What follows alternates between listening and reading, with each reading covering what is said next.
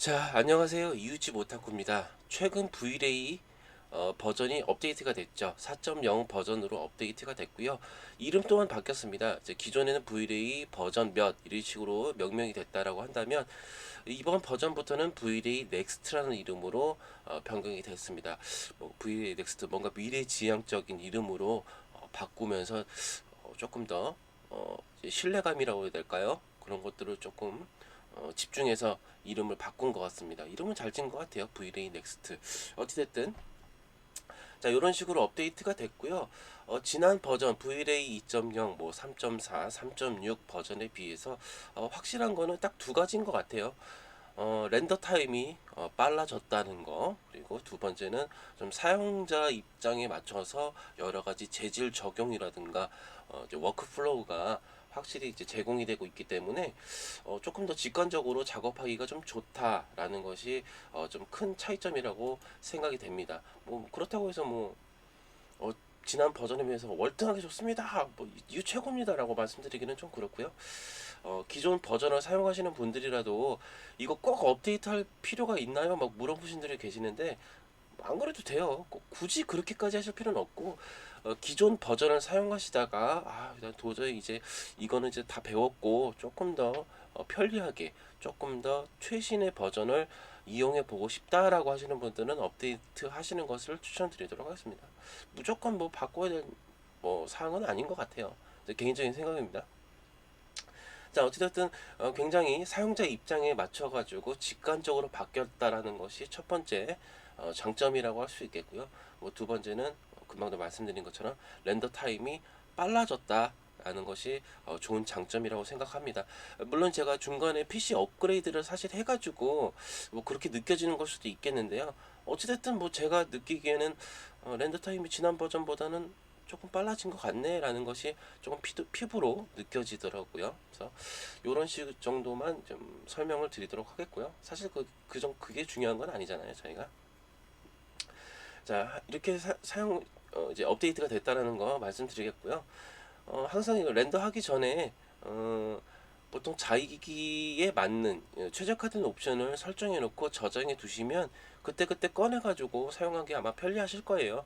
그러니까 말 그대로 이제 옵션, 최적화된 옵션 설정, 이제 프로필 를 설정을 해 놓고 그때그때 그 옵션을 불러들여서 사용한다면은 다시 한번 이렇게 뭐 조정할 필요가 없게 바로 작업을 할 수 있으니까 편리하기도 하고 작업 시간도 줄일 수가 있겠죠. 그렇기 때문에 최적화된 옵션을 세팅을 해 두시는 것이 좋을 것 같습니다. 저 같은 경우는 제가 지금 이제 최적화하는 옵션은 제 입장에서의 최적화된 옵션이지 모든 사람들이 다 최적화된 옵션이라고 할 수는 없어요. 결과물 자체는 저는 결과물이 좀 선명하게 나오는 편을 좋아하는 쪽이라서 이렇게 좀 선명하게 맞추는 옵션이고요. 어떤 분들은 조금 좀 스무스하고 부드럽게 표현하는 이 나오는 결과물들을 좋아하시는 분들이라면 이 옵션은 정답이 아닙니다. 그런 식으로 내가 원하는 옵션을 미리 최적화된 옵션으로 만들어 놓고 저장을 해두는 방법을 설명을 해드리는 거예요. 자, 여기 보시면 V-Ray Asset 에디터 들어가셔서 여기 톤바퀴 모양 누르시고 아마 기본적으로 이렇게 돼 있을 거예요. 퀄리티가 아마 뭐 미디움으로 돼 있을 것 같은데 저는 보통 이제 하이로 세팅을 해놓고 뭐 어떠한 뭐 모델링에 따라서 어떤 거는 제가 미리 베리 하이로 걸어놓고 렌더 걸어놓고 뭐 커피 한 잔 마시고 온다든가 이런 식으로 렌더링 작업 시간이 좀 걸리니까 걸어놓고 제 볼일 보고 돌아오고 이런 식으로 하기는 합니다. 하긴 하는데 보통 때는 그냥 이렇게 하이에다 설정을 해놓고요. 뭐 너무 이 좀 복잡한 이 작업물이라면 미디움으로 걸어놓고 렌더링이 어떻게 표현이 되고 있나 중간중간 확인하고 작업을 하는 편입니다. 하여튼 저는 뭐 보통 이제 하이에다가 설정을 해놓고 이용을 하고 있다라는 거 설명을 드리겠고요.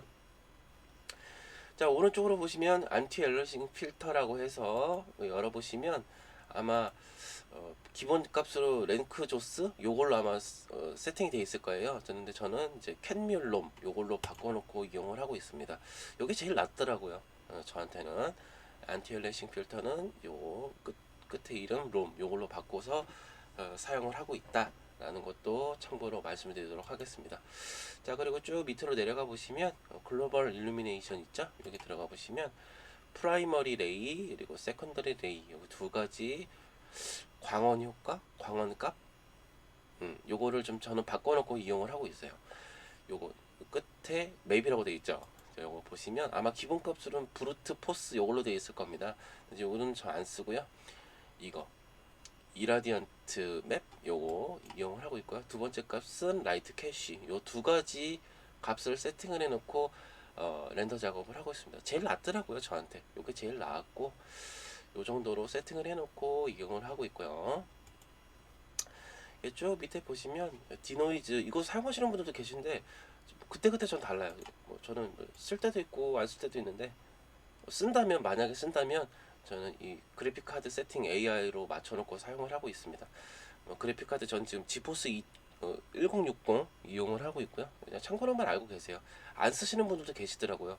이게 여러 가지 그 인터넷 그 포털 사이트 들어가 보셔서 V-Ray 옵션 설정 값 이렇게 검색해 보시면 사용자들마다 다 옵션 값이 다 다릅니다. 자기가 원하는 결과 그 도출 값이 다르니까 그분들이 저장해 놓은 파일들을 지금 제공해 주시는 분들이 계세요. 그 파일들 불러오게 하셔가지고 한 번씩 써보시는 것도 뭐 좋은 방법이라고 생각을 합니다. 근데 저는 이제 지금까지 사용해 보면서 아 요게 그나마 그게 제일 이게 제일 나한테 맞구나라고 이제 느꼈기 때문에 이렇게 세팅을 해놓는 거예요. 여기 보시면 그리고 인바이러먼트 들어가시고 아 계속 중간중간 서두에 설명이 너무 길어지네요. 하여튼 요 정도만 알고 계시면 좋을 것 같아요. 최적화 옵션은 저는 이렇게 쓰고 있다라는 것만 참고하시면 좋을 것 같습니다. 그래서 엔바이러먼트 들어가셔서 백그라운드 클릭하시고 그러면 이제 스카이 있죠? 저희 뒤에 그 지평선 예, 관련된 설정 값도 여기서 다 만질 수가 있습니다. 그래서 스카이 모델은 CIE 클리어 아마 기본값이 이거 호색 올 요걸로 돼 있을 거예요. 전 이거 안 쓰고 CIE 클리어 요거 이용하고 있습니다. 그리고 터비디티 요거 같은 경우는 아 이거 뭐라고 해야 되지? 이 하늘에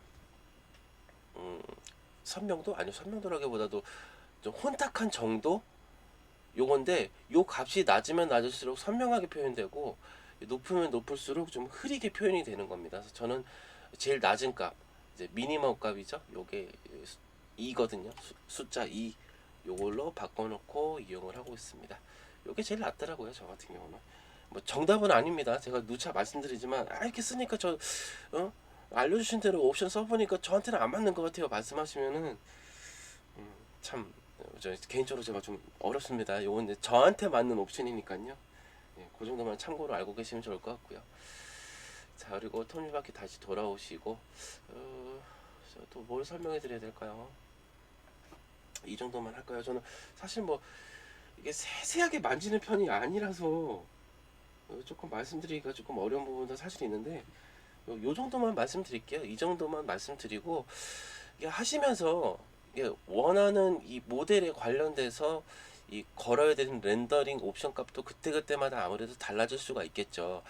기본적인 건축물이냐 혹은 이제 실내에 있는 장면 씬이냐에 따라서 또 옵션 값도 좀 달라질 수 있을 거라고 생각을 합니다. 그래서 그렇기 때문에 그때그때마다 최적의 옵션으로서 설정을 하셔서 자기의 입맛에 맞는 최적의 값이라는 얘기예요.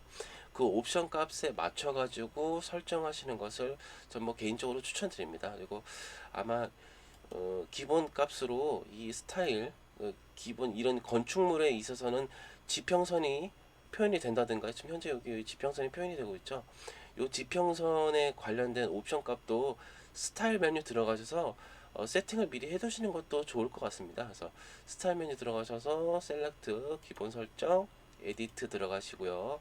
여기 세 번째 값 있죠? 이제 백그라운드 세팅 여기 클릭하시고 여기 보시면 그라운드 값이 있어요. 여기 클릭하시고 이렇게 세팅을 해두시고 이용하시는 것도 좋을 거라고 생각합니다. 이게 활성화가 안 돼 있으면은 이 백그라운드 값도 또 다시 만져야 되니까 이런 식으로 세팅을 해두시도록 하시고요.